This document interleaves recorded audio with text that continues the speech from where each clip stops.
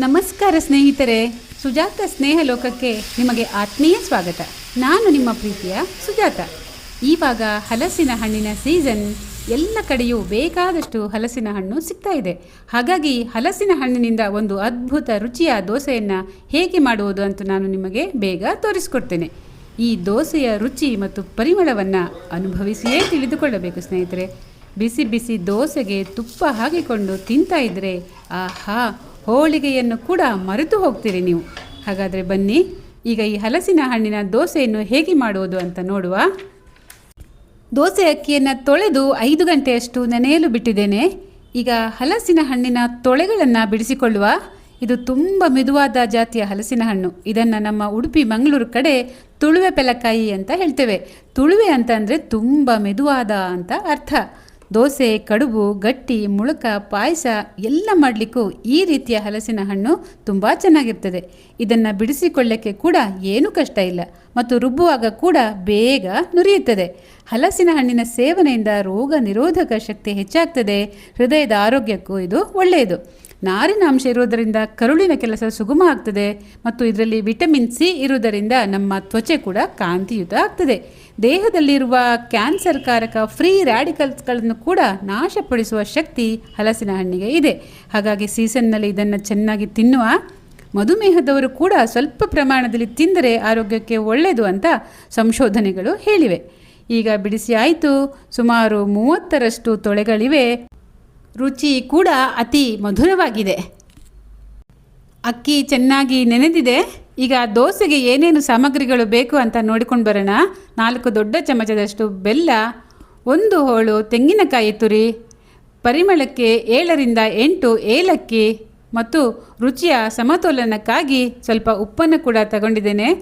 ಬಿಡಿಸಿಕೊಂಡಿರುವ ಹಲಸಿನ ತೊಳೆ ಕೂಡ ತಯಾರಿದೆ. ಈಗ ಎಲ್ಲವನ್ನು ಮಿಕ್ಸಿ ಜಾರಿಗೆ ಸ್ವಲ್ಪ ಸ್ವಲ್ಪವೇ ಹಾಕಿಕೊಂಡು ರುಬ್ಬಿಕೊಂಡು ಬರೋಣ. ಇದನ್ನು ಒರಳುಗಲ್ಲಲ್ಲಿ ರುಬ್ಬಿದರೆ ತುಂಬ ರುಚಿಯಾಗಿರ್ತದೆ ಮತ್ತು ಎಲ್ಲವನ್ನು ಒಟ್ಟಿಗೆ ಹಾಕಿ ರುಬ್ಬಿಕೊಳ್ಬಹುದು. ಆದರೆ ನಮಗೆ ಒರಳುಗಲ್ಲು ಇಲ್ಲವಾದ್ದರಿಂದ ನಾನು ಇದನ್ನು ಮಿಕ್ಸಿ ಜಾರಲ್ಲೇ ಸ್ವಲ್ಪ ಸ್ವಲ್ಪವಾಗಿ ರುಬ್ಬಿಕೊಂಡು ಬರ್ತೇನೆ. ಇದನ್ನು ರುಬ್ಬಿಕೊಳ್ಳುವಾಗ ಜಾಸ್ತಿ ನೀರು ಸೇರಿಸೋದು ಬೇಡ, ಯಾಕಂದರೆ ಇದು ತುಳುವೆ ಹಲಸಿನ ಹಣ್ಣು ಆದ್ದರಿಂದ ರುಬ್ಬುವಾಗ ಅದೇನೇ ನೀರು ಬಿಟ್ಕೊಳ್ತದೆ. ಮತ್ತು ಈ ಹಲಸಿನ ಹಣ್ಣು ಮೆತ್ತಗಿರೋದ್ರಿಂದ ತಾನಾಗೆ ತಾನು ಚೆನ್ನಾಗಿ ನುರಿತದೆ. ಅದರಿಂದ ಏನು ಸಮಸ್ಯೆ ಇಲ್ಲ. ಈ ದೋಸೆನ ನಾವು ಬೆಳಗಿನ ಉಪಹಾರಕ್ಕೆ, ಸಂಜೆಯ ಉಪಹಾರಕ್ಕೆ ಖುಷಿಯಾಗಿ ಸೇವಿಸಬಹುದು. ಈಗ ರುಬ್ಬಿಕೊಂಡು ಬರೋಣ ಬನ್ನಿ.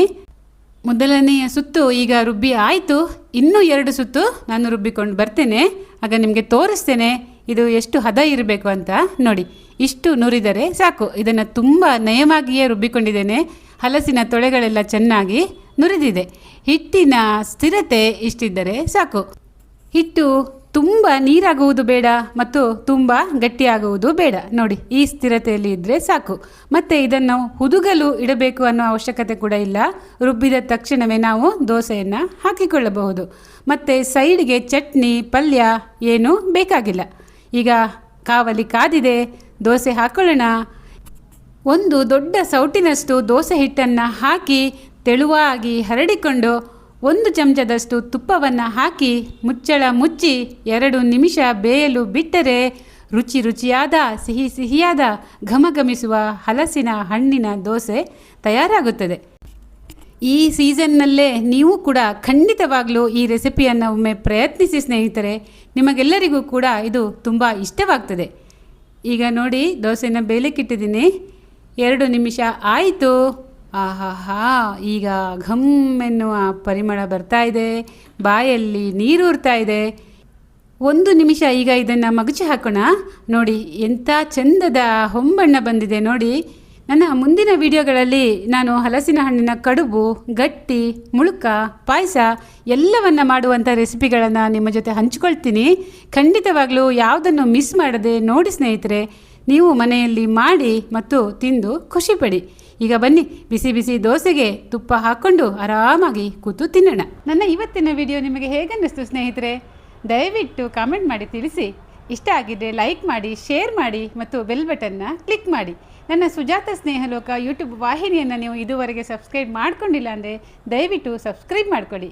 ಇನ್ನೊಂದು ವೈವಿಧ್ಯಮಯವಾದ ವಿಡಿಯೋದೊಂದಿಗೆ ನಾನು ನಿಮ್ಮ ಜೊತೆಗೂಡ್ತೇನೆ. ಅಲ್ಲಿವರೆಗೆ ನಮಸ್ಕಾರ. ಸೌಖ್ಯವಾಗಿರಿ, ಖುಷಿಯಾಗಿರಿ.